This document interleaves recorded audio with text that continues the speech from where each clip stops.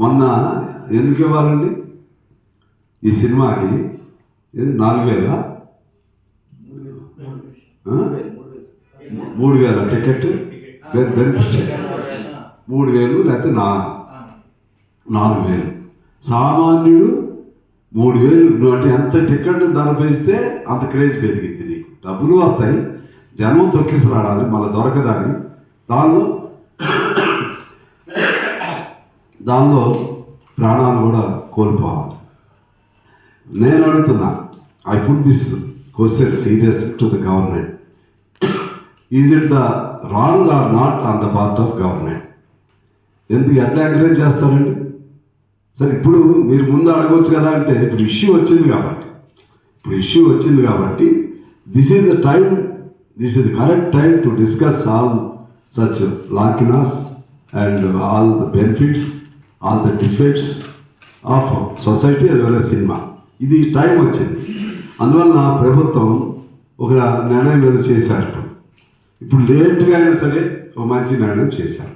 ఇక నుంచి ఆ నిర్ణయం ఏంటంటే, not to allow any kind of benefit shows, not to allow any producer to hike their ticket prices.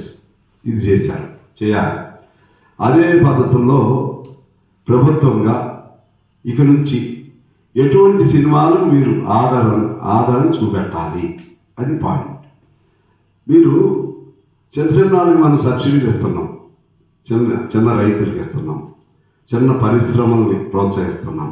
చిన్న సినిమాలను మీరు ఎందుకు ప్రోత్సహించాలని నేను అడుగుతున్నాను ప్రభుత్వాన్ని.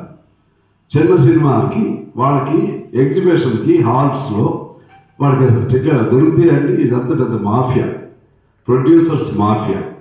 వాళ్ళంతా ముందే అన్ని హాల్స్ అన్ని వాళ్ళ కబ్జాలో తీసుకుని చిన్నవాడిని తీరిచ్చే పరిస్థితి లేదు. దాని మీద ఈ ప్రభుత్వ నియంత్రణ ఎక్కడ ఉంది? ప్రభుత్వ నిఘా ఎక్కడ ఉంది? దాని ప్రకారంగా రూల్స్ రెగ్యులేషన్స్ నువ్వు ఫ్రేమ్ చేయాలా లేదా? సినిమా ప్రభుత్వంగా ఇది నేను అడుగుతున్నా. చేయండి, నియంత్రణ పెట్టండి. చిన్న సినిమాలను ప్రోత్సహించండి. మొన్న బలగం అనే సినిమా వచ్చిందండి, దానికి ఎంత ప్రోత్సహించారు నా తర్వాత కొంత చేసినట్టున్నారు, ఇంకా చేయాలి.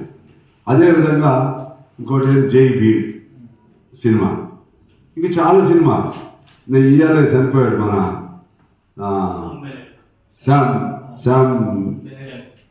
శ్యామ్ బెనగల్, కర్ణాటక. ఎన్ని గొప్ప అంకురం లాంటి గొప్ప సినిమాలు తీశాడు. అదేవిధంగా మన బి నరసింహరావు గారు ఇప్పుడు కూడా బ్రతుకున్నాడు. బి నరసింహరావు గారు మా భూమి లాంటి సినిమాలు. అప్పట్లో రామారావు గారు ఉమ్మడి కుటుంబం, వరకట్నం, కుటుంబ సంబంధాలు, అటువంటి వాటికి లేకపోతే ఇప్పుడు తీసే చిన్న వాటికి మీరు ప్రోత్సహిస్తున్నారా లేదా?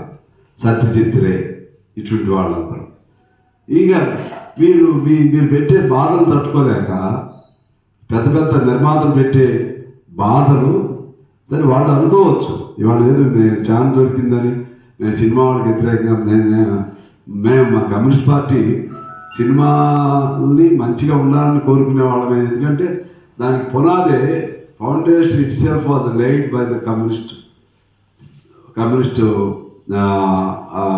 ఐడియాలోస్, అలాగే కమ్యూనిస్టు అభిమానులు, ప్రజానాట్య మండలి అభిమానులు, మా వాళ్ళు వేసిందే.